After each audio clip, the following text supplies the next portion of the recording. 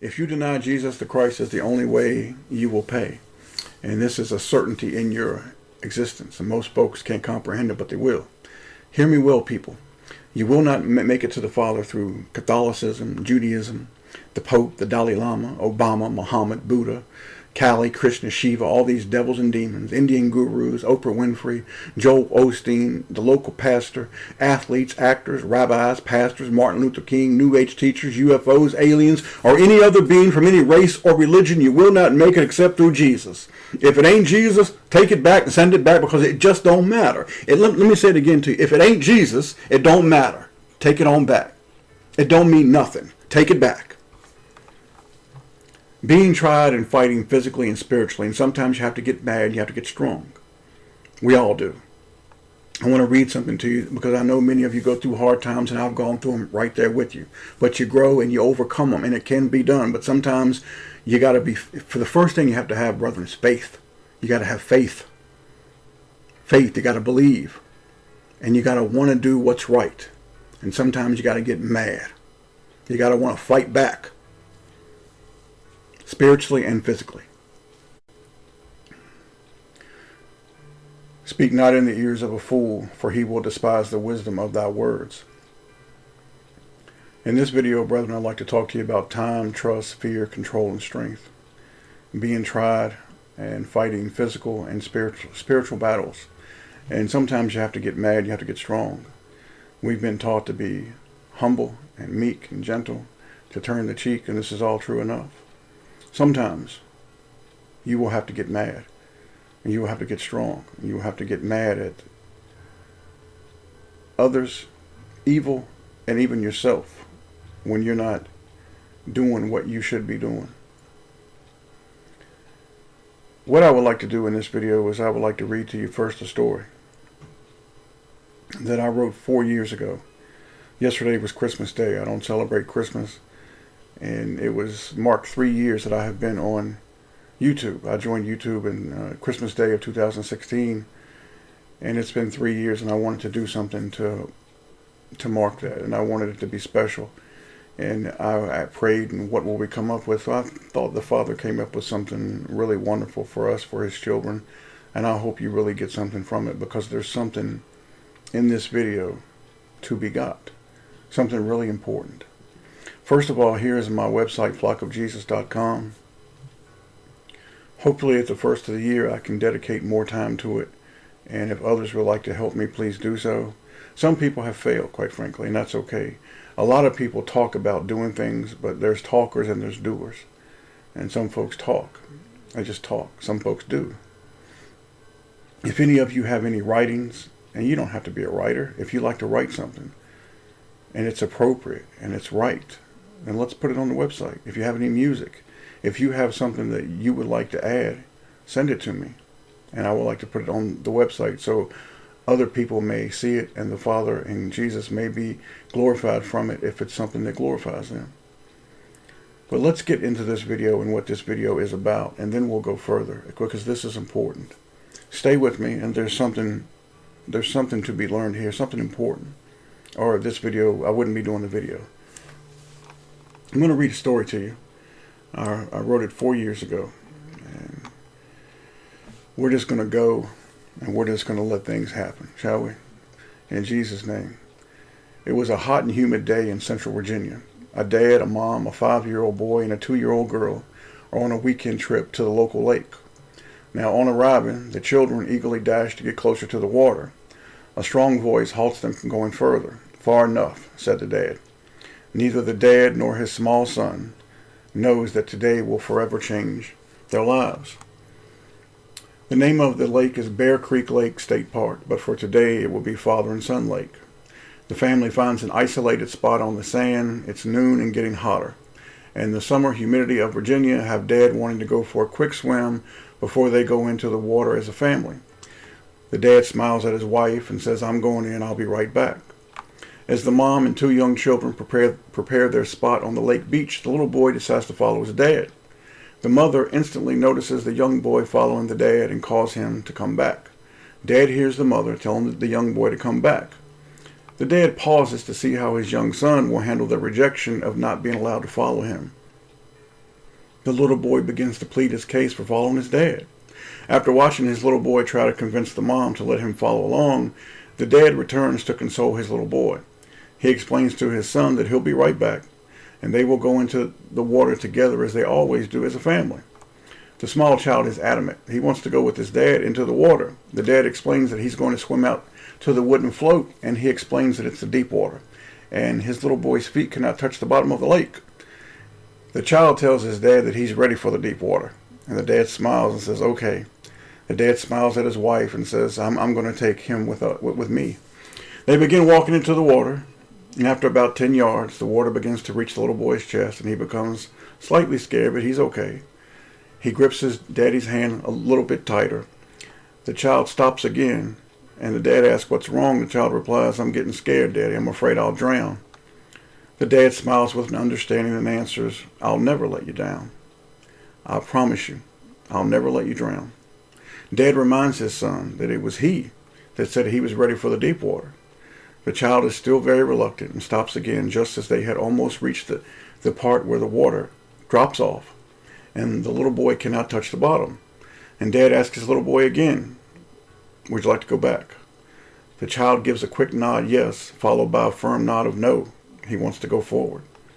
The dad considers taking the child back to shore, but he knows this is a lesson that must be taught. He bends down and he tells his son it's going to be okay. And he decides now is the time to teach this lesson. The lesson learned on this hot summer day will last a lifetime. And later on, this little boy will become a man, and the moment will prepare him for the greatest moment of his life. The dad bends down again, looks into the eyes of his son, the one that he loves more than his own, and says, I will never let you drown. I will never let anything happen to you. I love you. Now we're only a couple steps away from the drop-off point. The water's going to be over your head. You're not going to be able to touch the ground, son. I'm going to kneel down, and I'm going to be almost the same height as you, and we'll take the steps together.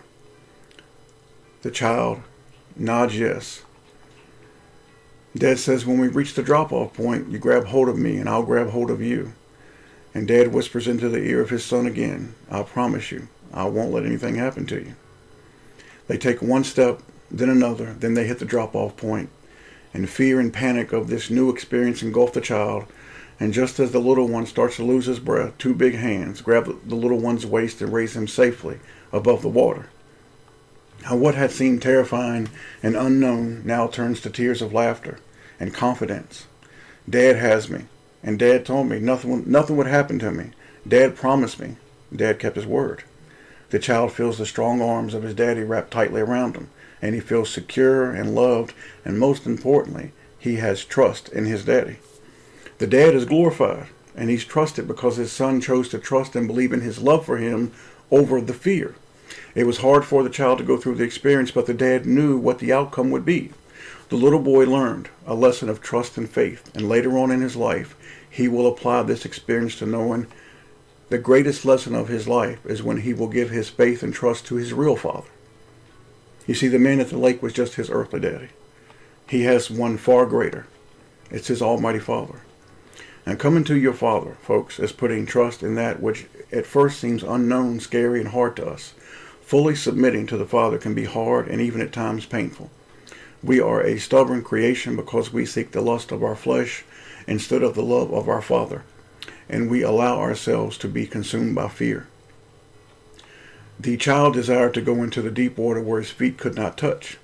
You must want to come to your Father, and in more ways than we can comprehend, you must be willing to go where your feet can't touch. And you must be willing to give your Father all your trust and know He will not let anything happen to you. And when you do this, you will find out that He will not fail you. The problem is most folks never want to go into the deep water with Him. They simply do not want to. Your entire life must revolve around your Father and what your Father gave you. Your Father gave you His Son, Jesus. When your whole life revolves around that, you will not drown. You will not fall. He will always be there to take care of you. The one true creator of everything is always in complete control. Never doubt nor let anyone ever convince you differently. It is ridiculous beyond what I can put into words, that so many people for centuries and millennia have been teaching that our Almighty Father lacks control, if he has any. If our Almighty Father chooses, he could close it all up now and say, it's done, I'm going to start over. If he chooses for you individually, you can live to be 100. And if he chooses, your life can end in the very next second. It's in his hands. Your Father can be gentle and loving beyond my ability to articulate, and he can turn your life inside out and upside down, and sometimes he does this. Knowing and loving your Almighty Father through his Son Jesus Christ should be what we desire above everything in this life. Having a relationship with your Heavenly Father through his Son Jesus Christ is the pinnacle of this life. There is nothing else. He will never fail you, nor will he ever let you drown. He is a merciful and loving Father. Trust your Almighty Father and come to him with a true heart. Let your feet not touch the bottom of the lake, 1 foot at a time, and telling your Father, my life is in your hands, but you must believe it.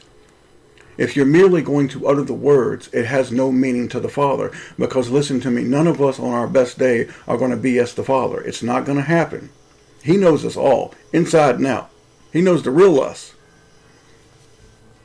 The Almighty Father will put his arms around you, and there is no greater power on this earth times infinity. Come to your Father as a little child, because that is what you are. He does want us to be strong, but we're always going to be children to him. Your Father loves you.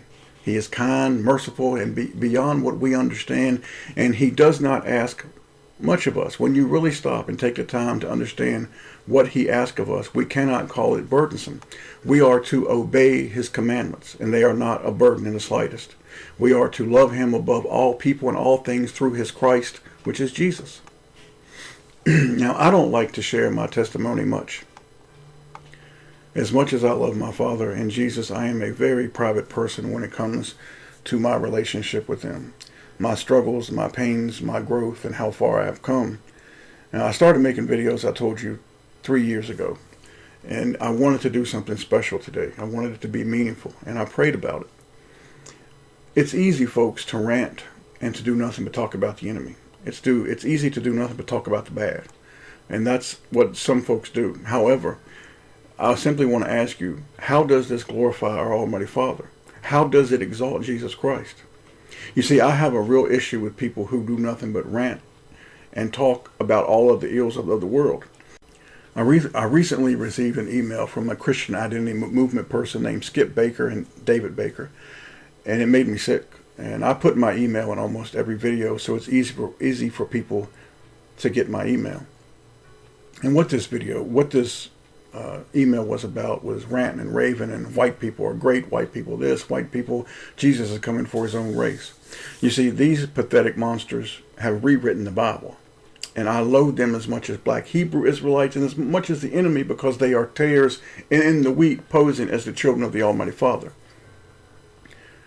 There is a war against us. There is a war against Jesus Christ. This is true. But I'm going to say it to you again. If you believe that every white person walking this earth is kin to Jacob Israel, the Father has blinded you, and blinded you badly. Badly. Really, really bad. And I want nothing to do with these people. So please quit coming and quit sending me your emails. I'll look at you as spiritually weak. I'll look at you as physically weak. I think you're chicken dung cowards. If it hit the fan tomorrow, I don't want you beside me fighting.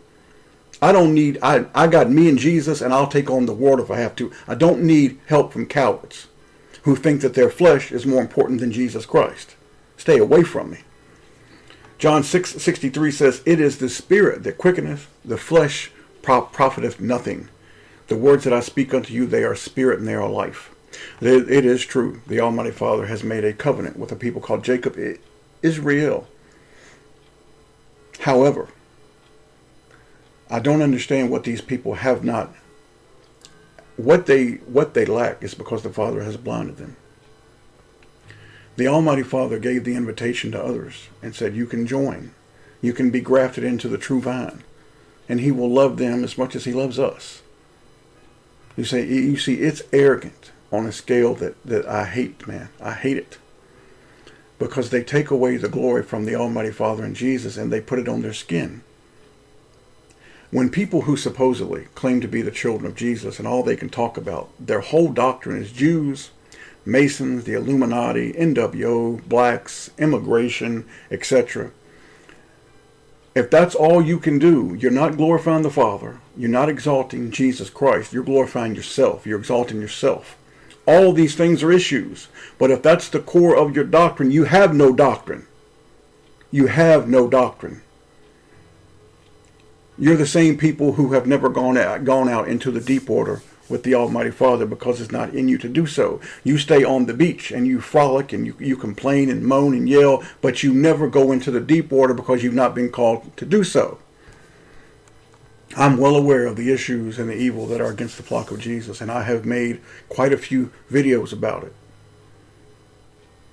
However, if you will have noticed, if you look at my videos, how many videos do you see that talk about the enemy and how many videos talk about Jesus? The Bible.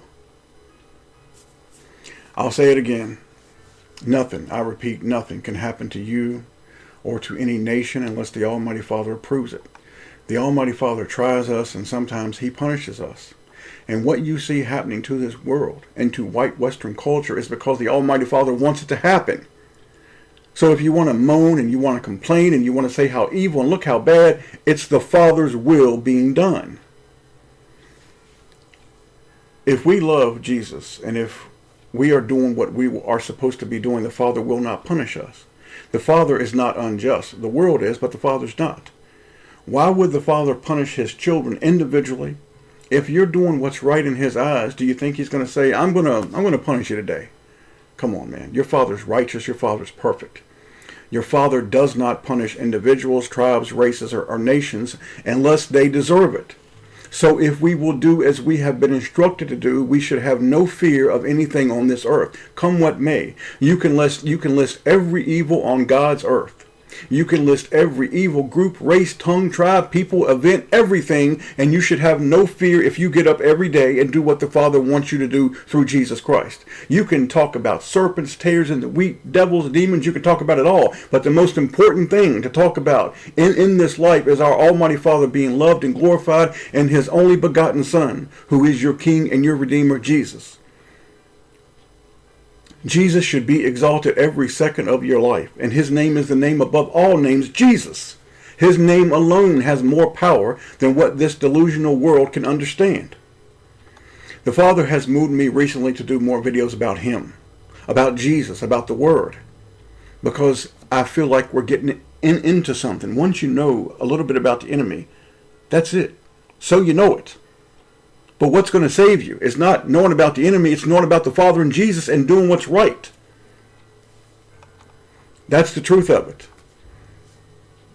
My life has changed in the past 3 years. It seems to keep changing. I seem to keep growing and learning. And it's not my doing, because I don't have it in me to do those things. Only the Father can give you or me that, and we have to want it. We have to want it. My life has been a constant change. The videos that I've done have changed. The way that I look at the world, the things that I care about have changed. My ego has left. Wanting attention for myself and being and bragging about how much I know is gone. It means nothing. What I want now is to glorify my Father and to glorify Jesus and to help my brothers and sisters as much as I can with what the Father gives me to do it with. The last 3 videos that I did were the most important videos that I have ever done. They did not receive millions of views. They did not even receive 1,000 views. Yet I tell you folks, Almighty Father moved me to make those videos. He did it. Because they were that important. And we talked about the authority of Jesus Christ. We talked about the glory of our Almighty Father, what it really means, the word glory. People toss it about, and we live in the age of the bragger. And then the last one I did was, what does it take to be loved by Jesus and to be loved of Jesus? And if you've not watched them, I humbly suggest that maybe you should.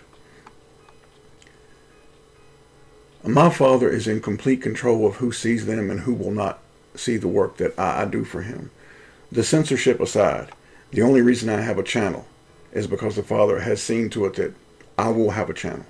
I should have been gone a long time ago. If we are going to love our Father and love Jesus, and if we're going to do right by them, then we must do a couple of things or it can never happen. Can we really love our Almighty Father? Can we really please Him? Well, if we do not trust him completely, how can we please him if we have no faith in him? How can you please your Father if you don't have that real faith? Hebrews 11:6. But without faith it is impossible to please him. For he that cometh to God must believe that he is, and that he is a rewarder of them that diligently seek him. You cannot please your Father if you don't really trust him, and if you don't really have real faith in him. John 20:27. This is Thomas. And this is where we get the expression to be a doubting Thomas. Thomas, after Jesus was resurrected, Thomas said, I don't believe it unless I see him, touch him, and unless I can put my hand in his. He didn't believe. Listen to the words that Jesus Christ says to him. Then saith he to Thomas, reach hither thy finger, and behold my hands, and reach hither thy hand, and thrust it into my side, and be not faithless, but believing. Because if Thomas did not believe that it was Jesus, he would not have been able to tell that it was Jesus. You see, this is the veil that the Father has put on this world. He will not let you see unless you believe, unless you have real faith. And this is why we look at a world that is blind, because the veil has been put over them, because they do not believe, they do not have real faith. And we're going to try to learn in this video where that real faith comes from. Again, we go to Matthew 14:31, and we talk about when Peter called out to Jesus, and he's on the water, and he said Jesus was walking on the water. And Peter was on the boat, and Peter wanted to come to him. And he told him, Master, can I come to you? And Jesus told him, come on. And immediately Jesus stretched forth his hand and called him and said unto him, O thou of little faith, wherefore did thou doubt? Because as Peter was coming to Jesus, a little bit of doubt crept into his mind, and he started to sink. He started to drown, just like the little boy. It takes complete faith, brethren. Luke 17:5 and 17:6, and the apostles, the men who were with Jesus Christ, said unto the Lord, increase our faith. Here's the response that Jesus Christ gives them. And the Lord said, if you had faith as a grain of mustard seed, you might say unto this sycamore tree, be thou plucked up by the root, and be thou planted in the sea, and it should obey you. We cannot please him if we do not have real faith and trust. Matthew 5:48 says, be ye therefore perfect, even as your Father which is in heaven is perfect. Proverbs 3:6 says, in all thy ways acknowledge him, and he shall direct thy paths. Now let's read those verses again, shall we? Be ye therefore perfect, even as your Father which is in heaven is perfect. You can get up every day of your life and strive to be perfect. I know the flesh is awful. The flesh is corrupt.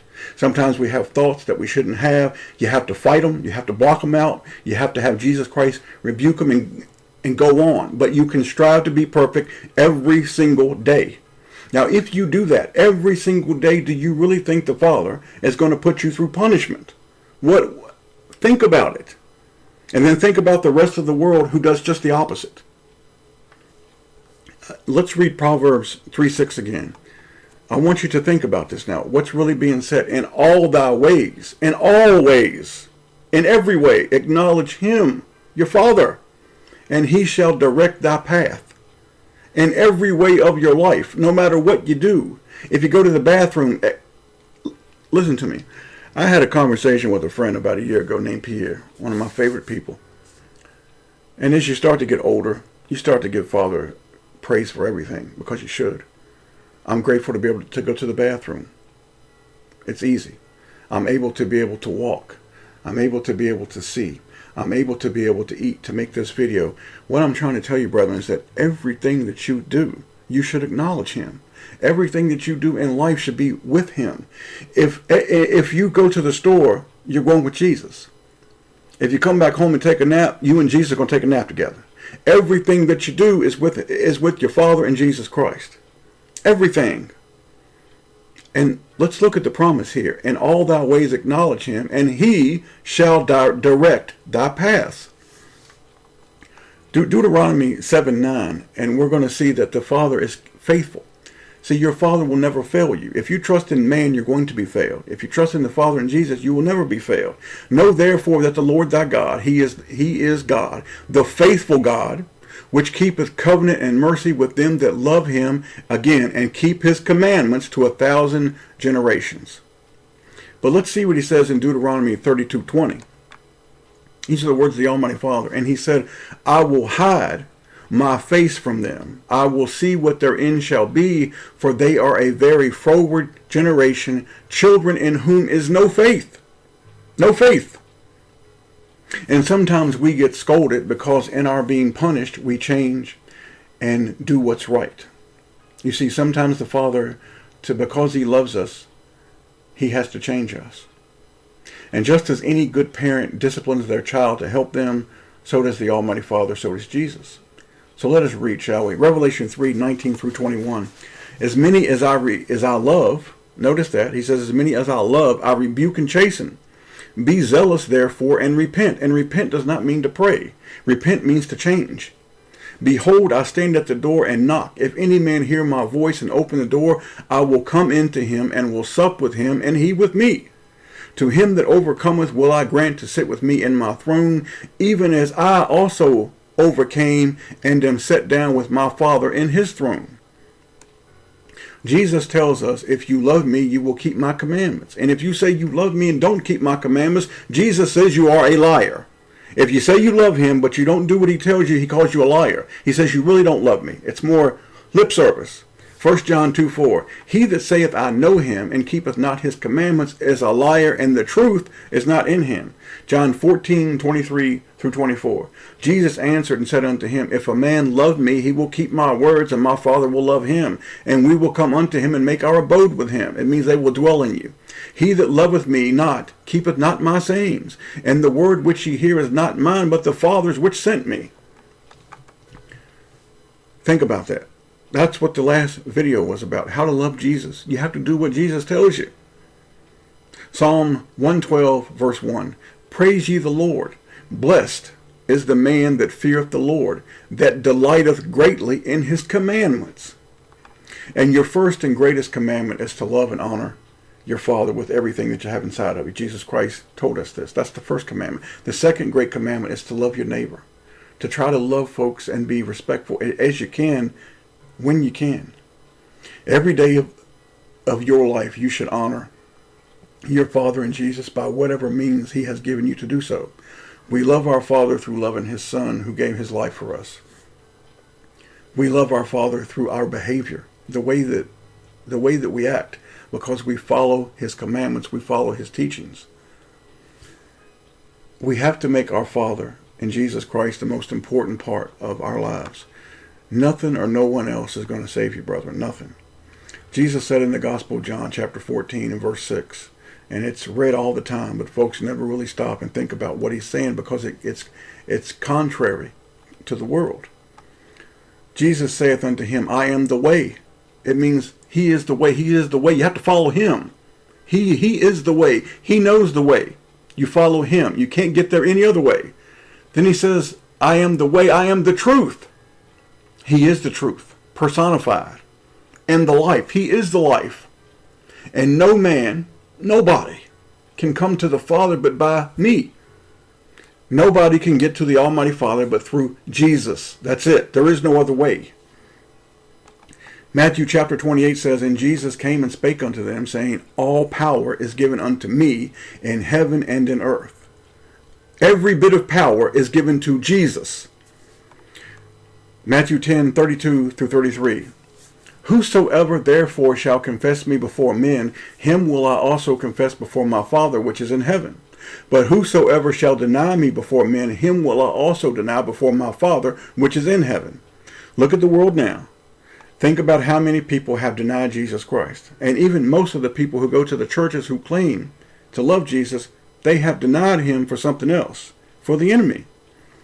John 5:23, that all men should honor the Son, even as they honor the Father. He that honoreth not the Son honoreth not the Father which hath sent him.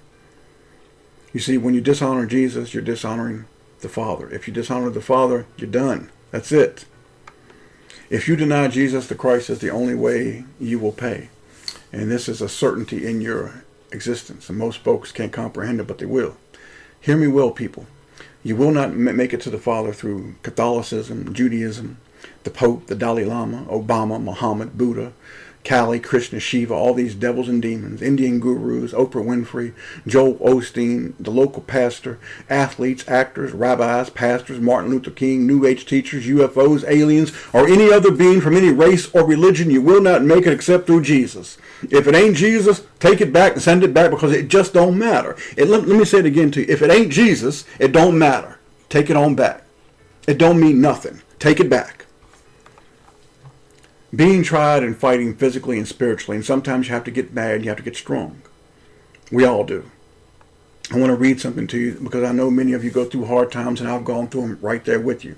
But you grow and you overcome them, and it can be done. But sometimes you got to be, for the first thing you have to have, brethren, is faith. You got to have faith. Faith, you got to believe. And you got to want to do what's right. And sometimes you got to get mad. You got to want to fight back. Spiritually and physically. I guess more spiritually than physically, quite frankly. Luke chapter 22:31, and the Lord said, Simon, Simon, behold, Satan hath desired to have you, that he may sift you as wheat. But I have prayed for thee, that all thy faith fail not. And when thou art converted, strengthen thy brethren. Well, when was Peter converted? The devil wanted to come and sift Peter as wheat. He wanted to try him, wanted to test him. And Jesus said, I'll pray for your faith that it fail not. But when you are converted, strengthen your brothers and sisters. And he said unto him, Peter did, I am ready to go with thee both into prison and to death. And he said, I tell thee, Peter, the cock shall not crow this day before that thou shalt thrice, 3 times deny that thou knowest me. You see, folks, many folks want to talk it, but walking it's a different story. Now, Peter was to go on to walk it and to be one of the most loved.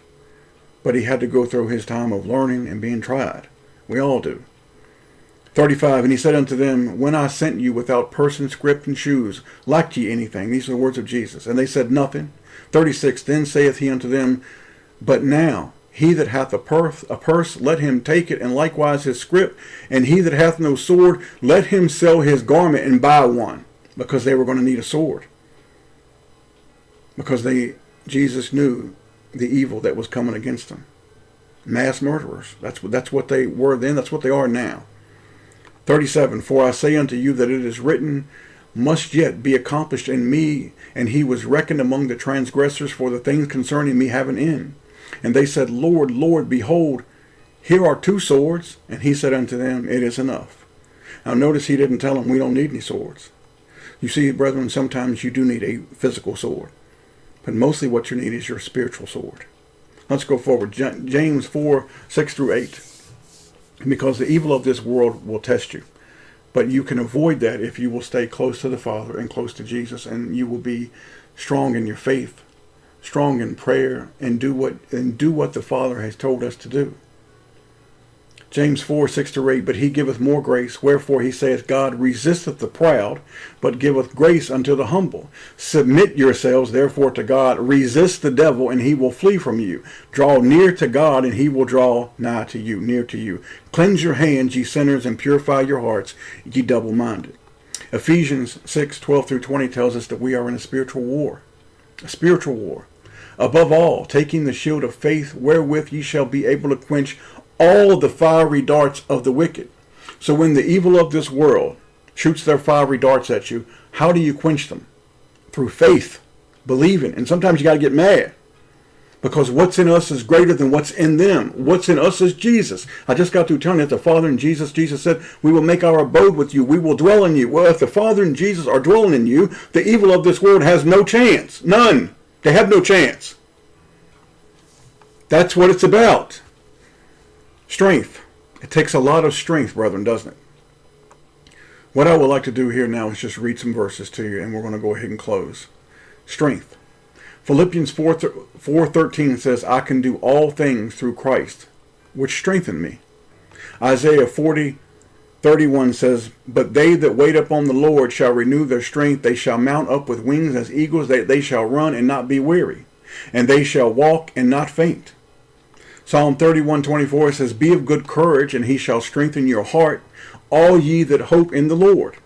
Deuteronomy 31:6 says, be strong and of a good courage, fear not, nor be afraid of them. For the Lord thy God, he it is that doth go with thee. He will not fail thee nor forsake thee. Your Father will never ever fail you. So if you had to stand in front of the most evil, you shouldn't be but so worried nor so afraid. You should be confident. It looks like they're going to take a whipping today because my Father's with me.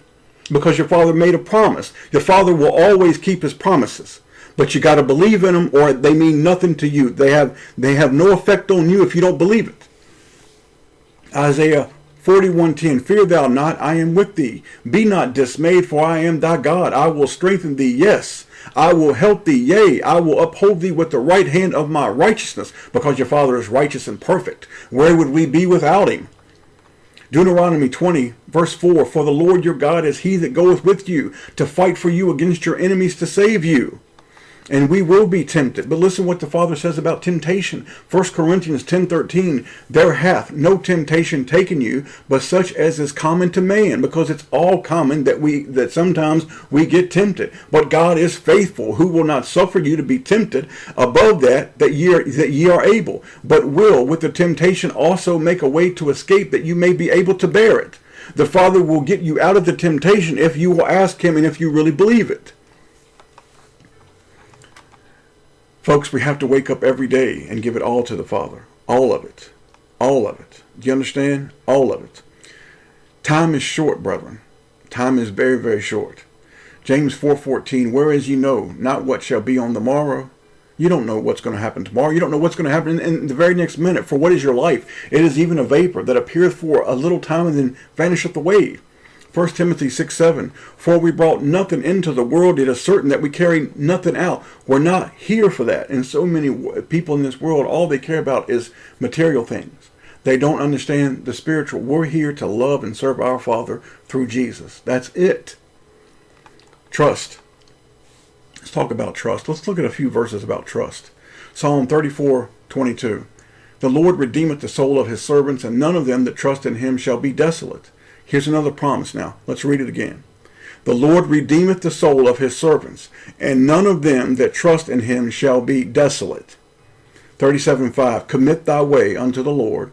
Trust also in him, and he shall bring it to pass. He shall bring it to pass if you trust in him. Psalm 56:11, in God I have put my trust. I will not be afraid what man can do unto me. 1 Timothy 4:10, for therefore we both labor and suffer reproach because we trust in the living God, who is the Savior of all men, especially of those that believe. Fearing the Almighty Father. Fear of the Father. And many folks will tell you, not only do they not believe in him, that they don't fear him, how incredibly ignorant and stupid they are. Psalm 34:9, O fear the Lord, ye his saints, for there is no want to them that fear him. There's another promise. The Father keeps his promises. The world doesn't, but the Father will. Praise the Father. Psalm 145:19, he will fulfill the desire of them that fear him. He also will hear their cry and will save them. Job 28:28, and unto man he said, behold, the fear of the Lord, that is wisdom, and to depart from evil is understanding. Fear of the Lord, he said, is wisdom. Psalm 19:19, the fear of the Lord is clean, enduring forever.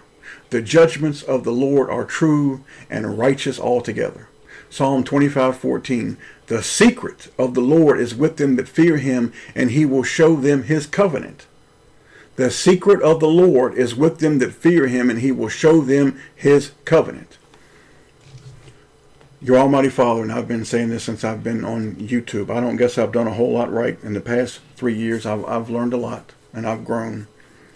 But one thing that I guess I've done right pretty steady in the entire 3 years is that I've always told you, brothers and sisters, that your Father is in total control. 100% control. Proverbs 19:21, there are many devices in a man's heart. Nevertheless, the counsel of the Lord, that shall stand. Psalms 115:3, but our God is in the heavens. He hath done whatsoever he hath pleased. Who's going to stop him? Isaiah 14:24, the Lord of hosts hath sworn, saying, Surely, as I have thought, so shall it come to pass, and as I have purposed, so shall it stand. What your father says is going to come to pass, it's going to happen. Jeremiah 32:26 through 27. Then came the word of the Lord unto Jeremiah, saying, Behold, I am the Lord, the God of all flesh. Is there anything too hard for me? Because your father can do anything, anything. Isaiah 45:5 through 7. I am the Lord, and there is none else. There is no God beside me. I girded thee, though thou hast not known me, that they may know from the rising of the sun and from the west that there is none beside me. I am the Lord, and there is none else. I form the light and create darkness. I make peace and create evil. I, the Lord, do all these things. It's sad that people of this world, even some folks who say they believe, they want to give the evil more power than it actually has. Man, nobody, good, bad, black, white, seen, unseen, nobody does anything unless the Father says that it can. Isaiah 55:8 through 11. For my thoughts are not your thoughts, neither are your ways my ways, saith the Lord. For as the heavens are higher than the earth, so are my ways higher than your ways, and my thoughts than your thoughts. For as the rain cometh down and the snow from heaven, and returneth not thither, but watereth the earth, and maketh it bring forth and bud, that it may give seed to the sower and bread to the eater. So shall my word be that goeth forth out of my mouth. It shall not return unto me void, but it shall accomplish that which I please, and it shall prosper in the thing whereto I sent it. Everything that your Father says, it will happen. Nothing, brethren, can make it not happen. Job 12:10. In whose hand is the soul of every living thing, and the breath of all mankind? Jeremiah 10:10. But the Lord is the true God, he is the living God, and everlasting King. At his wrath the earth shall tremble, and the nations shall not be able to abide his indignation. Isaiah 46:9. Remember the former things of old, for I am God, and there is none else. I am God, and there is none like me, declaring the end from the beginning, and from ancient times the things that are not yet done, saying, My counsel shall stand, and I will do all my pleasure. Again, who's going to stop them? Nobody. You put your hand in his and the hand in Jesus, and you go forward. And you go forward with confidence. The conclusion. Revelation 3:21 again. To him that overcometh, because we are overcomers, him will I grant to sit with me in my throne, even as I also overcame, and am set down with my Father in his throne. Luke 12:32. Fear not, little flock, for it is your Father's good pleasure to give you the kingdom, because he loves you. Matthew 28:18 again. You love him, you believe in him, he's yours, and you love him and he loves you. And what does he tell you? And Jesus came and spake unto them, saying, All power is given unto me in heaven and in earth. Let me repeat it to you again. Jesus came and spake unto them, saying, All power is given unto me in heaven and in earth. Jesus has it all. Now, you love Jesus, you do right by Jesus, you seek Jesus, you pray to Jesus, you pray to the Father, you love him, you do right by him, you follow their commandments. Brethren, that's what this life is about. That's what it is about. And then when you go to the Father in prayer, no, my Father's always going to hear me, because I'll always do what's right by him. Father's always there with me, 24/7. It doesn't matter. He's always there with me. Jesus goes everywhere I go. He's there with me. And it's as real as the air that you are breathing. May the Father bless each and every one of you. And the name above all names, the most precious, the most powerful, the name that can open the mouth of lions, the name that can shake the earth, the name that can do anything, it's Jesus.